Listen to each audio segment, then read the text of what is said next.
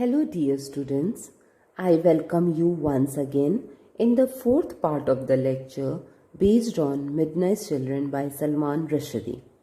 In the third part, I started with discussing the plot line of the novel. The plot is convoluted, intricate, non-linear, digressive and elaborate, and this features enhances the complexity and richness of the novel. The fragmented, disjointed narrative of Midnight Children is actually a memoir and autobiography of the narrator Salim Sinai. Salim Sinai, a single narrator, omnipresent and obtrusive, makes for a kind of unity. He self-consciously narrates his life history, his family history to the reader and to his listener Padma, a co-worker in a pickle factory where he works. He describes his grandparents, parents and his personal story, and he intertwines Indian history within his narrative. The plot of the novel is divided into three parts, each one chronicling a different stage in the story of Salim's life and the lives of his family members, the history of the Indian subcontinent, and the growth, development, and loss of Salim's magical powers that link them all together. Though there is diversity, multiplicity of themes, but he, through the character Salim Sinai, Salman Rushdie, is bringing a unity in the novel. Book 1 covers the story of Salim's grandparents, Dr. Adam Aziz, and his courtship of Nazim, and his parents Ahmed and Amina, who moved to Bombay. Here they buy a house from a departing Englishman, William Methville, who owns an estate at the top of a hill. Amina goes to a fortune teller who delivers a cryptic and unintelligible prophecy about her unborn son Salim Sinai. This is an explicit example of foreshadowing in the novel. Ram's accurate example of Salim's future surprises us because of the magic with which he is able to foretold what is going to happen before the birth of Amina's child. This is the prophecy: a son Sahiba who will never be older than his motherland, neither older nor younger. There will be two heads, but you shall see one. There will be knees and nose, a nose and knees. Newspaper praises him, two mothers raise him, bicyclists love him, but crowds will shove him, sisters will weep, cobra will creep, washing will hide him, voices will guide him, friends mutilate him, blood will betray him, spittoons will brain him, doctors will drain him, jungle will claim him, wizards reclaim him, soldiers will try him, tyrants will fry him, he will have sons without having sons, he will be old before he is old, and he will die before he is dead. Whenever any reader reads this, unable to understand what this man is going to tell, but this is the accurate prediction of Salim's fate. Initially, we are at early stage unable to understand what does he say, but as the story unfolds, the truth of his prophecy becomes clear. Now, when he says that this child will be neither older nor younger, so this child takes birth exactly when the nation, the India, is taking birth. There will be two heads, two children. One she will be able to see, but the other she won't be. There will be knees and nose. One child will have exceptional power, and that he gets from his nose, the another will get through his knees. Newspaper is going to praise two mothers here, Mary Pera and Amina. They are going to raise this child, and how he one day he hides himself in washing chest. After that he hears the voices and how he got lost in the jungle, and then he's been reclaimed by the wizard. So, and then he will be old before he is old. Like, it is his 30th birthday and he is approaching towards his 31st, and before his death he is feeling that my body is disintegrating, and before my death I want to narrate my story to my readers or to the audience. So he will die before he is dead. So all this prophecy, when I will narrate the story, I'll tell how it is becoming clear. So you can see Rushdie's how beautifully, how unique way he combines the realist, symbolic and magical in the novel. The combination of his familial history and Indian history culminates in the moment of Salim Sinai's birth. Born at precisely midnight August 15, 1947, Salim echoes the birth of an independent India.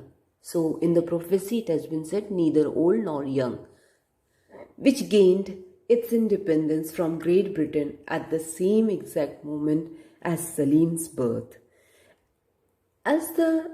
Now we have some more characters who are coming indirectly in the story of Salim Sinai. One is Willy Winky. He is a poor man who entertains the families of Methwell's estate, and Salim Sinai's families is also the part of this estate. He says that his wife Vanita is also expecting a child soon. Vanita had an affair with William Methwell, and he is a true father of unborn child. Amina and Vanita both go into labor, and at exactly midnight, each woman delivers a son. And now the narrator, Salim Sinai, is born. As the clock ticks down to midnight of August 15, 1947, and the arrival of Indian independence, Amina goes into labor. At the stroke of midnight, she has a son, while just down the hall, another little boy is born to Vanita. Vanita, wife of Willy Winky, who has been impregnated by William Methwell, an Englishman who is abandoning India for home.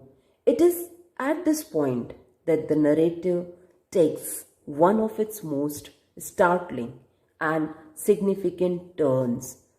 For Mary Pereira, a midwife at Dr. Nurli Carr's nursing home, where both of them gone for delivery, switches the children. So, Salim is switched by Shiva and Shiva has been switched by Salim. This swapping of children is a very popular technique in Bollywood movies, and this switching changes the very destiny of the children.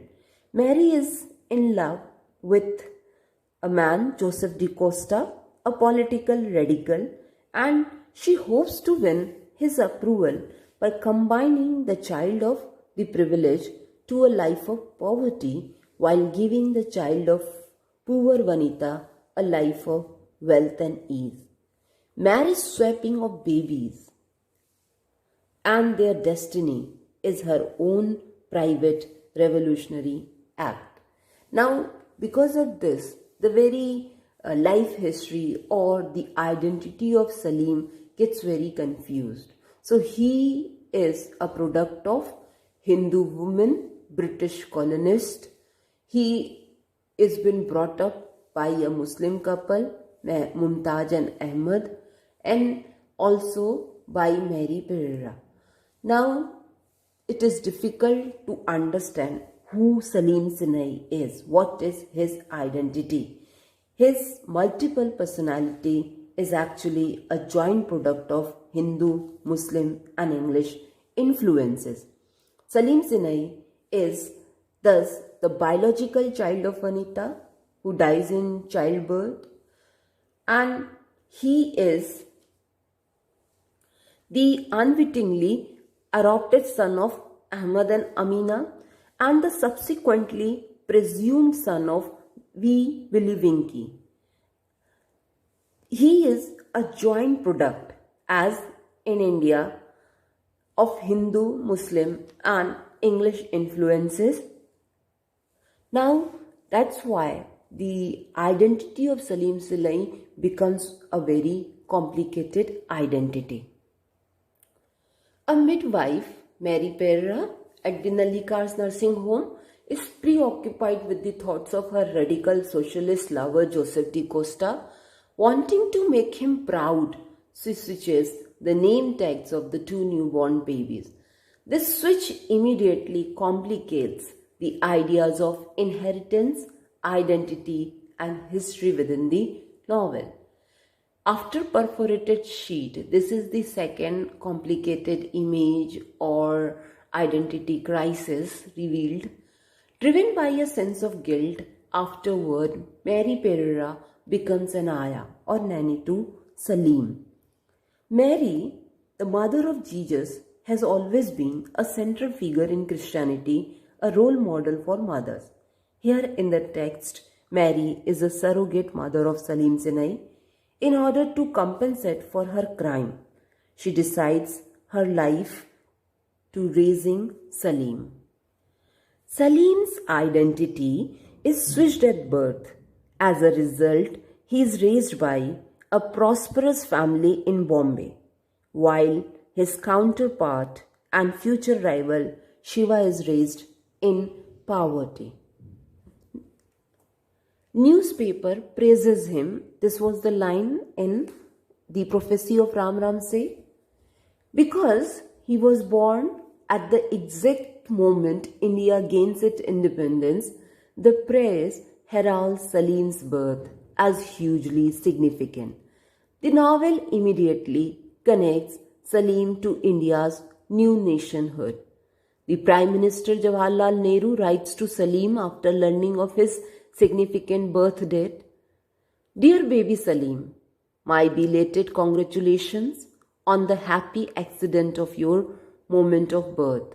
You are the newest bearer of that ancient face of India, which is also eternally young. Every time Salim Sinai is saying, my life is handcuffed with the history of India. And you can see that is hinted by Jawaharlal Nehru. So, you belong to the ancient face of India, which is also eternally young. We shall be watching over your life with the closest attention. It will be, in a sense, the mirror of our own, the mirror of India. So, through Salim Sinai, the India will be revealed. That is hinted in the words of Pandit Jawaharlal Nehru. The letter refers to Salim as a mirror of India, indicating that his life remains forever intertwined with India's narrative. Nehru becomes an almost parental figure in this moment, caring for Salim just as he cares for India and promising to continue watching over life just as Nehru oversees the Indian nation. Newspaper, a letter from Nehru predicts that Salim's faith in a sense mirrored the country, and Salim proceeds to fulfill that prophecy. Young Salim has an enormous cucumber-like nose and blue eyes like those of his grandfather Adam Aziz. Now, we are aware that he is not biologically related with his grandfather, but how come he is having a nose and eyes like his grandfather? His mischievous sister, nicknamed the Brass Monkey, is born a few years later. Salim realizes he has the power of telepathy and can enter anyone's thought. And here I want to tell you about the nose, the importance of the nose, which was been predicted in prophecy, knees and nose and knees. Salim has a preternaturally acute sense of smell, which allows him to find the other children of midnight and create the Midnight's Conference. Unable to speak, he hears for the first time when his mother, Amina, punishes Salim to one day of silence a babel of voices in his head. In the prophecy, it has been said, voices will guide you. He begins to hear the thoughts of other children born during the first hour of independence. On his 10th birthday, Salim discovers those secret nocturnal calls. So meetings were done during nights and calling, they are coming in his mind, or he is inviting them, the children who were born during midnight, and this call he is saying nocturnal calls, the unconscious beacons of the children of midnight, after which the children start to communicate with each other via Salim's head and form the Midnight Children Conference. So Salim became a very strong figure, and he is inviting all the children, and a conference is taking place very much like the conference of our ministers and prime ministers are taking place in parliament. The 1001 Midnight Children, a number reduced to 581 by their 10th birthday, all have magical powers. They can change, some of them can change their sex, someone can fly. So different magical powers these children were having, which vary according to how close to midnight they were born. The Midnight Children were born between midnight and 1 a.m. on August 15, 1947. Out of a total such 1001 children, 420 and die, and only 581 survives up to 1967. All these children meet and discuss and quarrel in the parliament of Salim's mind, forming the Midnight Children Conference, MCC. Salim thinks that he is hearing the inner monologues of all the so-called teeming millions. Teeming millions here, the people in India, thousands of people, of masses and classes. India is a plural country. Plurality, multiplicity is visible in every aspect of Indian life when we talk about language, culture, whatever. So these children, they are representing, these teeming millions are representing masses and classes. Salim's relationship with the Midnight Children clearly demonstrate the multiplicity and diversity of India. So Salim is connecting link. One theme of the novel is single and many. Single Salim is interacting with teeming millions of masses and classes. I am refusing to distinguish the voices of the Midnight Children from one another. For one thing, my narrative could not cope with 581 fully rounded personalities. For another, the children, despite their wondrously discreet and varied gifts, remain to my mind a sort of many-headed monster, speaking in the myriad tongues of Babel. If you are aware, in India, the people, they are speaking different languages, and because of this, the Maharashtra was divided into Maharashtra and Gujarat. So linguistic feud is also taking place from time to time because all are speaking different languages. Speaking in the myriad tongues of Babel, they were the very essence of multiplicity. And I see no point in dividing them now. But there were exceptions. In particular, there was Shiva and there was Parvati the witch. Midnight Children is an allegory, and Midnight Children Conference is an allegory within allegory. These kids, the 581 children from different parts of India, they reflect upon the issues like culture, linguistic, religion and political differences. As Salim says, I found children from Maharashtra loathing Gujaratis. This is the hate or disparities which cause the anger against each other that exist in India. So how the one class or one religion or person from one state hating the other person, they all are the part of India, but they are not united because of various differences that are existing in India. So Salim says, I found children from Maharashtra loathing Gujaratis and fair-skinned northerners reviling Dravidian Blackies. There were religious rivalries and caste entered our councils. So India is always divided on the basis of caste, religion, color, culture, a state.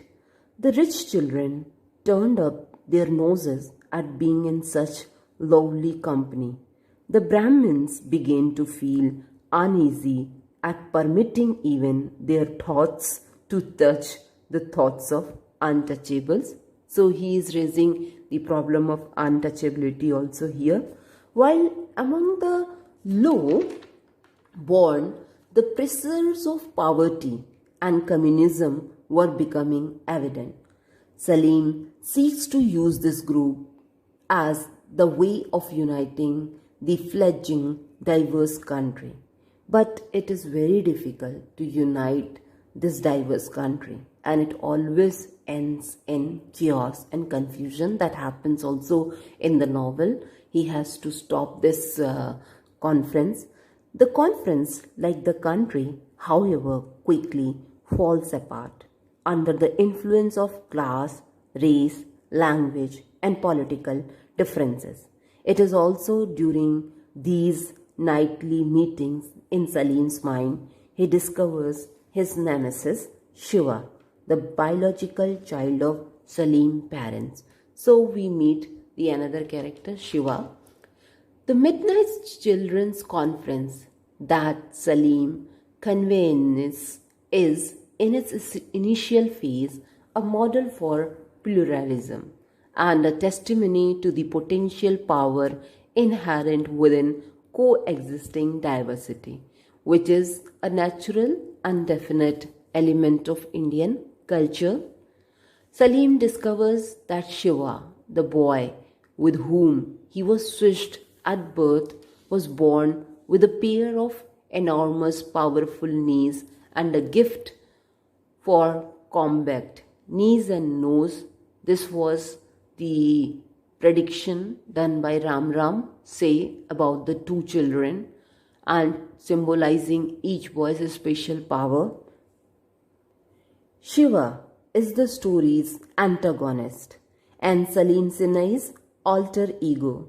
Like Salim, Shiva is also born at the precise moment of India's independence from British rule, and he is likewise endowed with a magical power. Shiva is raised in abject poverty by a single father, we believe in ki. He is blessed with the pair of preternaturally strong knees. If Salim has nose, he has knees, and an amazing prowess in war. Shiva is named after the Hindu god of destruction, who is also the god associated with procreation. So in the story, upcoming story, we will see how he is responsible for destroying the prostitute children and many people, and how he gives birth to a child, Adam.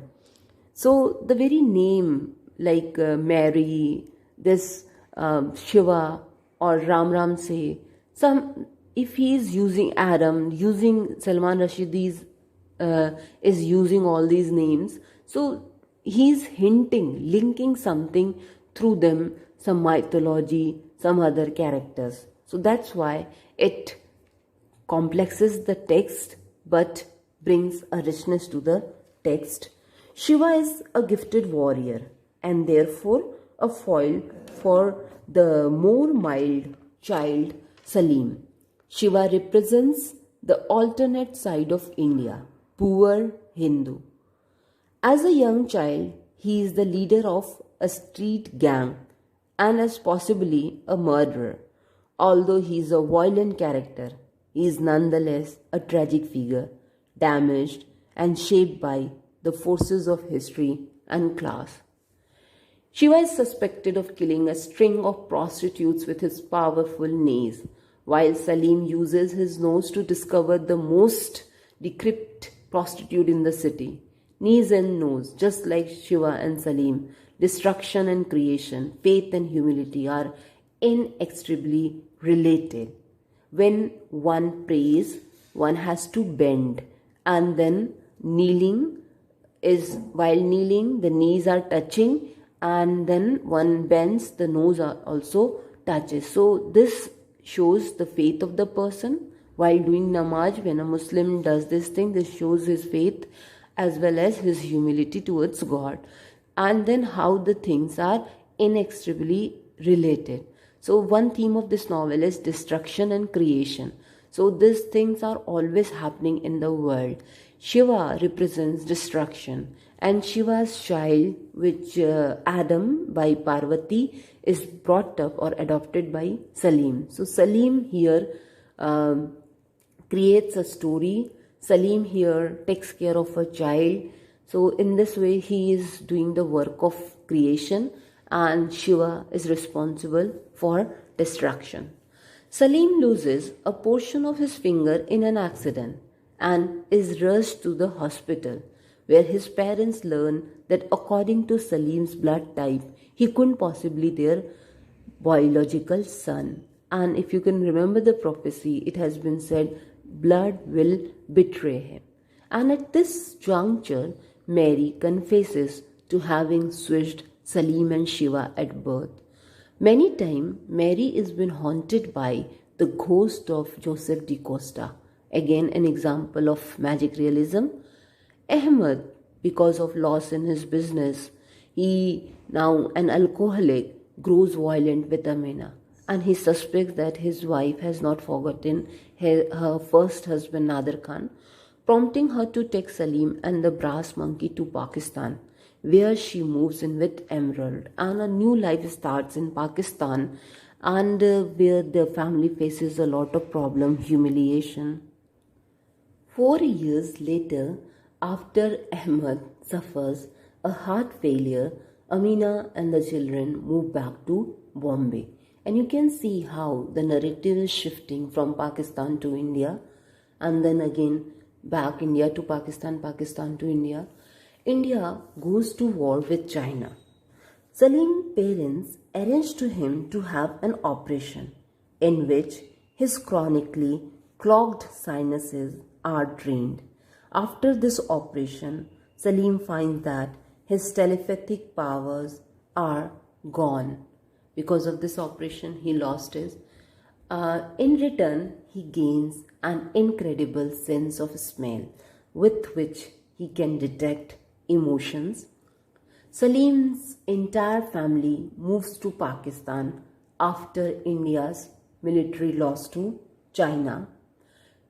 Salim's entire family dies in the span of a single day during the war between India and Pakistan.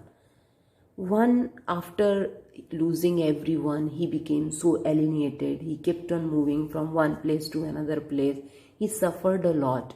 One thing the novel is showing not only about the life of Salim Sinai, but his plight, his alienation, his loneliness, significant aspect of postmodernist text.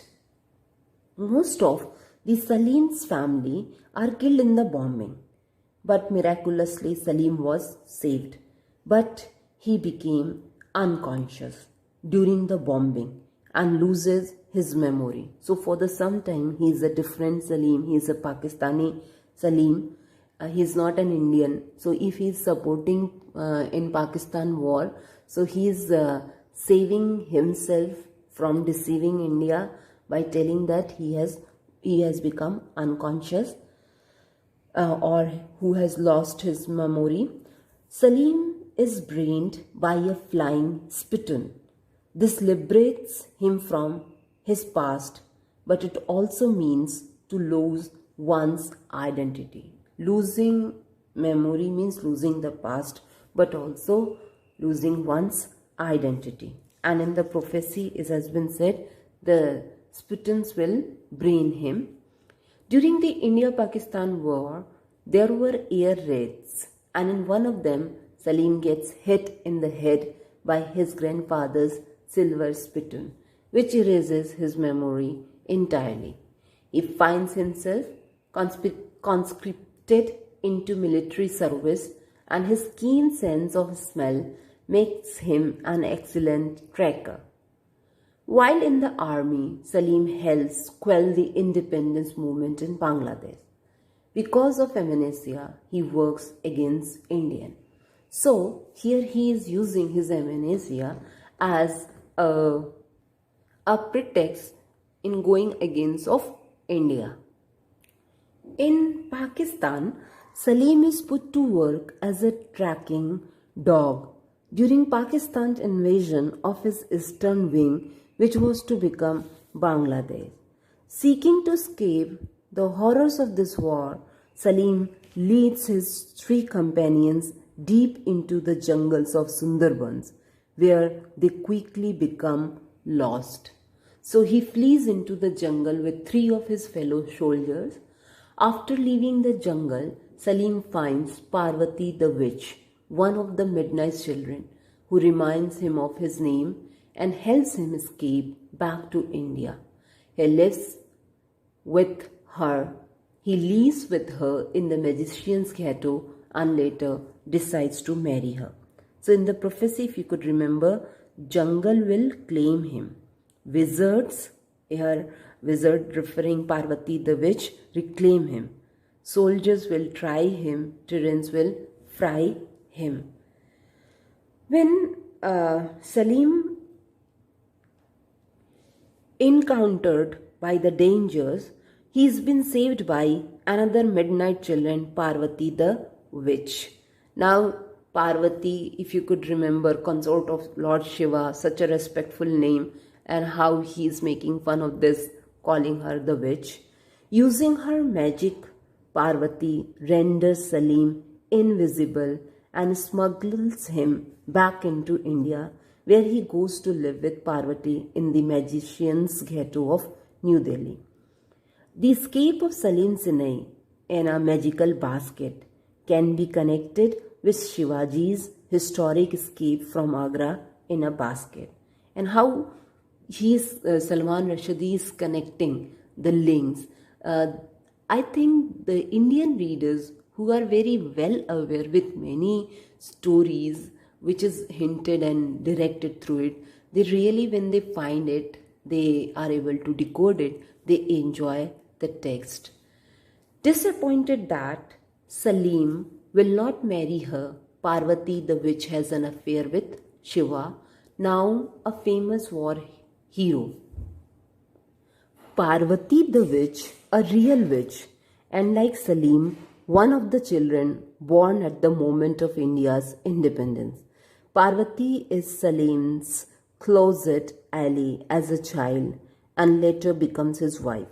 Despite her fantastic powers, she is unable to make Salim fall in love with her, and as a result embarks on an affair with Shiva that results in a child. In the Hindu religion, Parvati is consort of Shiva.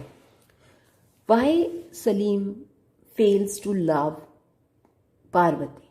It's because whenever he sees her face reminds him the image of his sister Jamila, and he remembers his incestuous love. But he didn't say what are the reasons behind of his indifference, and he says Parvati that he is an impotent. He tells lie. Things between Parvati and Shiva quickly soar, and she returns to magician ghetto, pregnant and still unmarried. There, the ghetto residents shun Parvati until Salim agrees to marry her. And a lady having a child before marriage, before wedlock, is never been accepted in India. Meanwhile, so to save her dignity, her respect, Salim makes a sacrifice. He marries her. Meanwhile, Indira Gandhi, the Prime Minister of India, begins a sterilization campaign. Shortly after the birth of Parvati's son, The government destroys the magician ghetto. Parvati dies. Shiva, who has become a major in the Indian army, leads a raid on the magician's ghetto in which Parvati is killed and Salim taken prisoner. He learns that Shiva has betrayed the surviving 581 midnight children, all of whom are being held in a prison called the Widow's Hostel. Widow, here he is referring to Indira Gandhi. So this is a very disparaging way a lady has been referred, the important lady of that time, Indira Gandhi. In this widow's hostel, the children, midnight children, they are sterilized in what Salim calls their spirectomy, the draining of hope. With this operation, all of the children lose their midnight granted magical gifts and they are released. Indira Gandhi was under fear and somebody told her that these children are going to create problem for her. So because of insecurity, because of fear, what she did in the sterilizing camp, the gifts of these children were been also taken away from them. Shiva captures Salim and brings him to a forced sterilization camp. There Salim divulges the names of other midnight children. One by one, the midnight children are rounded up and sterilized, effectively destroying the powers that so threaten the Prime Minister. Like Salim, initially he was of this opinion, he will bring a unity by these children in India. He will do something great. But he is a person who is responsible for destruction of these children. In the final chapter of the book, Salim explains how he returns to Bombay with his son Adam.